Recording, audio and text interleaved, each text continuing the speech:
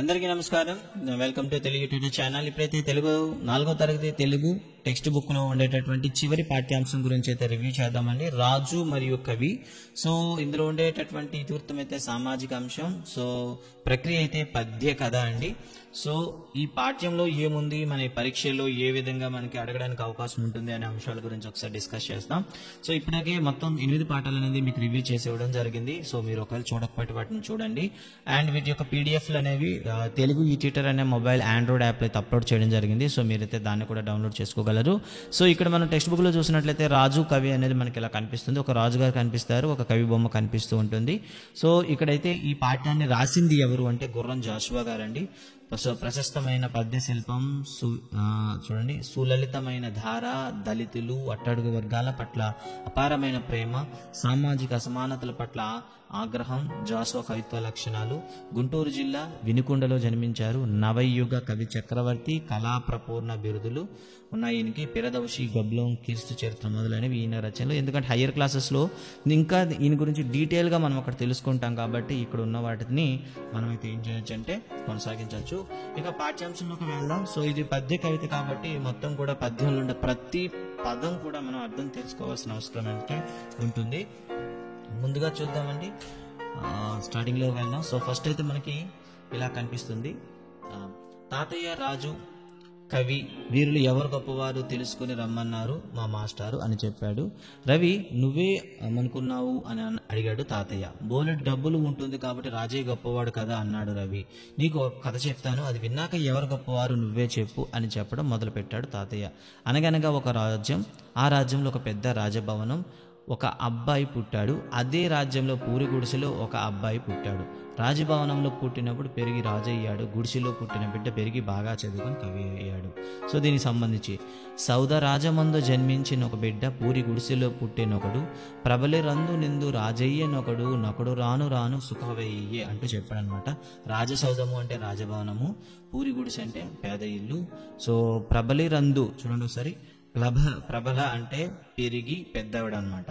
So పెరిగి పెద్ద అయ్యి ఒకడు రాజు అయ్యాడు, ఇంకొకడు సుఖవే అయ్యే. సుఖవి అంటే మంచి కవి. ఓకే, మంచి కవి అయ్యాడు. ఇక తర్వాత మళ్ళీ రాజుగారి అధికారం చెలాయించేవారు. ఆయన దగ్గర చాలా ధనం ఉండేది. కవిగారు తన కలంతో ఎన్నో గొప్ప కథలు, కావ్యాలు రచించాడు. రాజుగారి ఇల్లేమో రత్నాలతో నిండి ఉంటే కవిగారి ఇల్లేమో కష్టాలతో నిండి ఉంది. సో ఇక్కడైతే తర్వాత అతని రాజదండ మధికార ధనమయం, ఇతని కలము అంటే 100 కొద్ది కావ్యాలు రాశాడు. అతని ఇల్లు మేటి రతనాల రుచిమయం, ఇతని ఇల్లు గండ వితతయమము. వితతము అనేదానికి ఒకసారి చూడండి. సో రాళ్లతో అని అర్థం అనమాట. ఓకేనా. గండ వితతి అంటే మనకి ఏమని చెప్తామంటే రాయి అని చెప్తామంటే ఇతని ఇల్లు రాళ్లతో నిండింది. అయితే నిజానికి రాళ్ళు అంటే ఇక్కడ ఏంటండి కష్టాలన్నమాట. కవిగారు బాగా కావ్యాలు రాస్తారు అని రాజుగారికి తెలుసు. రాజుగారికి అధికారం ఉన్నదని కవికి తెలుసు. కానీ ఇద్దరు ఆత్మగౌరవం కలిగిన వారే, ఒకరినొకరు లెక్క చేయలేదన్నమాట. ఇక్కడ చూసినట్లయితే కవినెరుగు రాజు, రాజును కవి ఎరుగును, కవిని రాజు గనియం పండ, కవి రాజు గణన చేయుడు. అంటే కవిని రాజు పట్టించుకోడు, రాజును కవి పట్టించుకోడు. కవిను రాజద్ధాత్మలను గౌరవ కాములు అంటే ఇద్దరు కూడా వారి వారి ఆత్మాభిమానం గలవారు అని చెప్పాడు అనమాట. సో తర్వాత మనం చూస్తే రాజుగారు అంటే ప్రజలందరికీ భయం. ఆయనకి అధికారాన్ని చూసి, ధనాన్ని చూసి ప్రజలు రాజుగారిని పొగిడేవారు. రాజు ధనమిచ్చి సేవకుల చేత నియమించుకునేవాడు. కవి అంటే ప్రజలందరికీ ఎంతో ఇష్టం. ఆయన చెప్పే మాటలు విని రచనలను చదివి ఎన్నో విషయాలు తెలుసుకునేవారు. అడగక ముందే ఆయనకి కావలసిన సహాయం చేసేవారు. మనం ఈ పద్యం చూసినట్లయితే భయం తోడ రాజు బ్రస్తుతుంతూరు ప్రజలు, భక్తి తోడ కవిని బ్రస్తుతింతు, జీతమిచ్చి రాజు సేవింపబడుచుండు, జీతమీక సుఖవి సేవలందు అంటూ ఇవ్వడం జరిగింది. సో ప్రతి భావం ఇస్తూ కూడా కింద పద్యం అయితే మీకు ఇచ్చాడు. ఇక్కడ రాజుగారు తరచు యుద్ధాలు చేసేవారు కనుక ఆయనకి కత్తి ఇప్పుడు రక్తాన్ని కురిపించేది. కవిగారు కలం అమృతం వంటి చల్లనే రచనలు అందించేది. రాజుగారి ప్రపంచం మొత్తాన్ని పరిపాలించాడు. కవిగారి రచనలు చదివి వారికి ఆనందం, మరణించాక పుణ్యం ఫలం లభించేది. ఈ లోకాన్ని పైలోకాన్ని కూడా కవి ఏలగలిగాడు. సో దీనికి సంబంధించిన పద్యం కూడా ఇచ్చాడండి ఇక్కడ. రాజు చేతి కత్తి రక్తంబు వర్షించు, సుకవి చేత కలము సుధలు మరియు అతడేలగొలుగు మానవత్ ప్రపంచంబు నీత డేలగలుగు నిహము పరము అనంటూ ఒక పద్యం అయితే ఇచ్చాడనమాట. పరము అంటే పరలోకము అండి, ఇహము అంటే ఈ లోకం అండి. సో నిహము కాదు, డేలగలుగున్ ప్లస్ ఇహము అనమాట.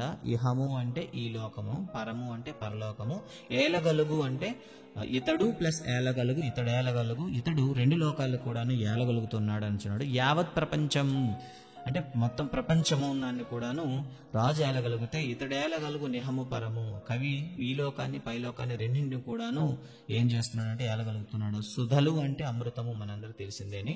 ఇక తర్వాత చూద్దాం.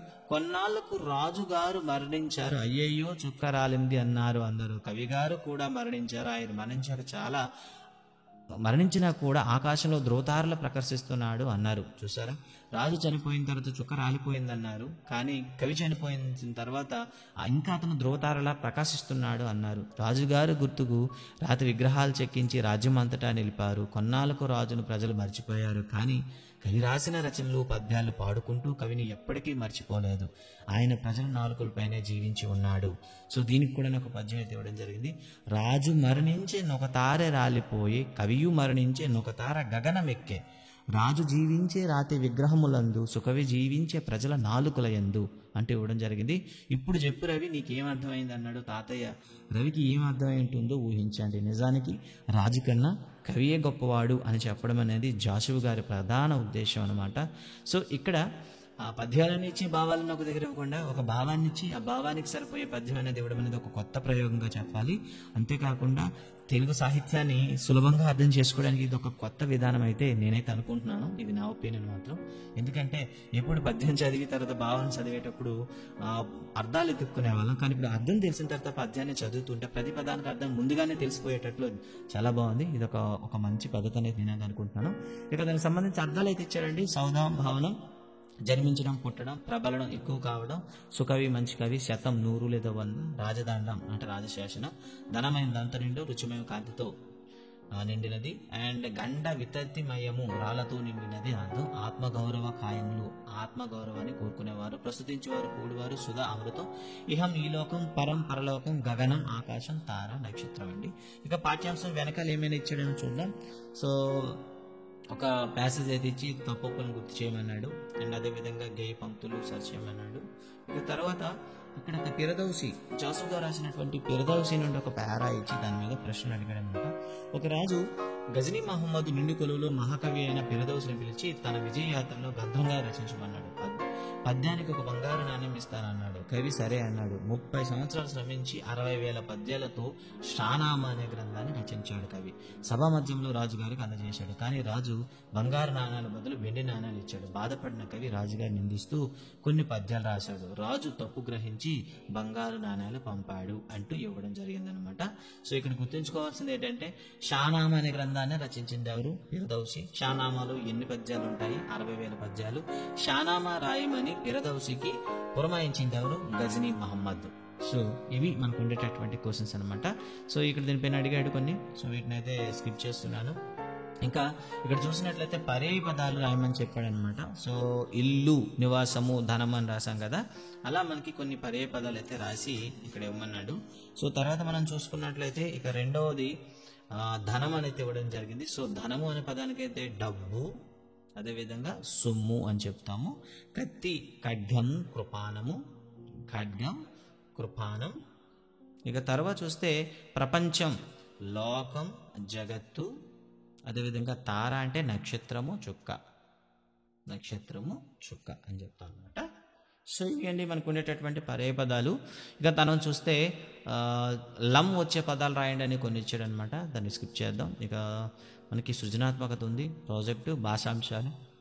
ఇక్కడ పాఠ్యాంశం నుండి నామవాచకాలు, సర్వనామాలు, విశేషణాలు, క్రియాపదాలను గుర్తించి ఇక్కడ రాయమని చెప్పి విద్యార్థులకు అయితే కృత్యం ఇచ్చాడు. ఇక మాసపు పాట చూసుకుంటే 1000 కవినోయ్ అంటూ ఒక పాట అయితే ఇవ్వడం జరిగింది. సో ఈ పాటను రచించింది అయితే అడవి బాపిరాజు. సో అడవి బాపిరాజు రాసినటువంటి ముఖ్యమైన ఒక పాట అయితే ఇవ్వడం జరిగింది. సో ఈయన కవి, నవలాకారుడు, కథకుడు, చిత్రకారుడు. ఈయన రాసినటువంటి రచనలు చూస్తే నారాయణరావు, హిమబిందు, గోన గన్నారెడ్డి, శశికళ, గంగిరెద్దు మొదలైనవి అడవి బాపిరాజు గారి యొక్క కథలండి. సో ఈయన రాసినటువంటి పాట అయితే ఇవ్వడం జరిగింది 1000 కవినోయ్. ఇది పాట కాబట్టి అయితే దీన్ని అయితే నేను స్కిప్ చేస్తా ఉన్నాను. ఇక తర్వాత చూస్తే దెబ్బకు దెబ్బ అనే ఒక నీతి కథ అయితే ఇవ్వడం జరిగింది. సో ఈ నీతి కథ ఒకసారి చూద్దాం. ఒక రైతు ఉండేవాడు. అతను అడవికి వెళ్ళి కట్టెలు కొట్టి వచ్చిన పట్టణంలో అమ్మేవాడు. ఆ డబ్బుతో కుటుంబాన్ని పోషించుకునేవాడు. ఒక రోజు కట్టెలు కొట్టి బండి నిండా వేసుకుని పట్టణానికి వస్తున్న రైతు ఒక వ్యాపారి ఎదురు కట్టెలు బేరం చేశాడు. ఆ కట్టెల బండి ఎంతకి ఇస్తావని అడిగాడు. రైతు 20 రూపాయలు అన్నాడు. సరే నాతో రా అన్నాడు వ్యాపారి. రైతు బండి తోలుకొని వ్యాపారి వెంట వెళ్ళి అతని ఇంటికి వెళ్ళాడు. అక్కడ కట్టెలు దించాడు. వ్యాపారి 20 రూపాయలు ఇచ్చాడు. రైతు ఖాళీ బండి తోలుకుని వెళ్ళబోతుంటే వ్యాపారి అప్పుడు, అదేంటి రైతన్నా, నా బండి తీసుకుని ఎక్కడికి వెళ్తున్నావు? కట్టెలతో పాటు బండి కూడా కొనుక్కున్నాను కదా అన్నాడు. అదెట్లు అన్నాడు రైతు. ఎట్లా ఏమిటి? ఇట్లానయ్యా అంటూ వ్యాపారి వివరించాడు. ఈ కట్టెల బండిని నన్ను 20 రూపాయలు అడిగావా లేదా? అడిగాను. నీకు 20 రూపాయలు ఇచ్చానా? ఇచ్చావు. అయితే చెప్పు, ఈ బండి నాదైపోతుంది కదా అంటూ వ్యాపారి బండి లాక్కున్నాడు. అమాయకుడైన రైతు తల వంచుకొని ఇంటికి వెళ్ళిపోయాడు. రైతుకు ఒక కూతురు ఉంది, చాలా తెలివైన పిల్ల. తండ్రిని అడిగి కథంతా తెలుసుకుని వ్యాపారికి బుద్ధి చెప్పాలని నచ్చింది. మరుసటి రోజు కొన్ని ఎండు కట్టెలను మోపు కట్టుకుని అమ్మడానికి వ్యాపారి ఇంటికి వెళ్ళింది. షావుకారి గారు, కొన్ని ఎండు కట్టెలు ఉన్నాయి, కొంటారా అని అడిగింది. ఎంత? 2 గుప్పిళ్ళ ధాన్యం. వ్యాపారి బేరం చాలా లాభసాటిగా అనిపించింది. కట్టెల మోపు తీసుకుని ఆ అమ్మాయికి 2 గుప్పిళ్ళ ధాన్యం ఇవ్వబోయాడు. షావుకారి గారు, ధాన్యంతో పాటు మీ 2 గుప్పిళ్ళు కూడా కోసి ఇవ్వండి అంటూ ఆ మాటలు వ్యాపారి చెప్తున్నాడు. అంటే అర్థం ఏమిటి? ఏముంది ఇందులో? అర్థం కాకపోవడానికి, 2 గుప్పిళ్ళ ధాన్యం మీరు కట్టెలు కొన్నారా లేదా? అవును. మరి ఇవ్వండి. ధాన్యంతో పాటు మీ 2 గుప్పిళ్ళు కూడా కోసి ఇవ్వండి. నేను సరిగ్గానే చెప్పాను అంటే అదెట్లా? గట్టిగా కేకలు వేశాడు వ్యాపారి. ధాన్యంతో పాటు ఎవరైనా తమ గుప్పిలు కూడా ఇస్తారా? ఎందుకు ఇవ్వకూడదు? కానీ ఎట్లా? అమ్మాయింది. మా నాన్న కట్టెలతో పాటు బండి కూడా మీరు ఇవ్వలేదు, అలాగే మర్చిపోయారా అంటూ అడిగిందనమాట. ఆమె మాటలు విన్న వ్యాపారి తల సిగ్గుతో ఉంగిపోయింది. ఆమె క్షమాపణ చెప్పి బండి ఇచ్చేసాడు అనమాట. సో ఈ విధంగా ఒక సామెత అయితే గుర్తొస్తుంది. తాటిని తన్నేవాడు ఉంటే తలని తన్నేవాడు ఇంకోటి ఉంటాడు అంటాం కదా, అలా అనమాట. ఒకరిని మోసం చేయాలనుకుంటే మనల్ని కూడా మోసం చేసే వాళ్ళు ఇంకొకరు తప్పకుండా ఉంటారు. ఇదండి ఈ పాఠం. దీంతో మనకి 4th క్లాస్ సైన్స్ అనేది, 4th క్లాస్ తెలుగు అనేది పూర్తి అయిపోతుంది. అండ్ ఐ హోప్ ఈ వీడియోస్ అన్ని కూడా మీకు నచ్చాయి అనుకుంటాను. అండ్ ఈ వీడియోస్ పైన మీ పాజిటివ్ ఆర్ నెగిటివ్ కామెంట్స్ ఏవైనా ఉంటే ఇవ్వండి. సో తొందరలో మీకు 5వ క్లాస్ అండ్ 6వ క్లాస్ తెలుగు వీడియోలు కూడా రాబోతున్నాయి. వాటిని కూడా చూసి మీరైతే మీ ఎగ్జామ్స్కి సిద్ధపడతారని ఆశిస్తున్నాను. Thank you.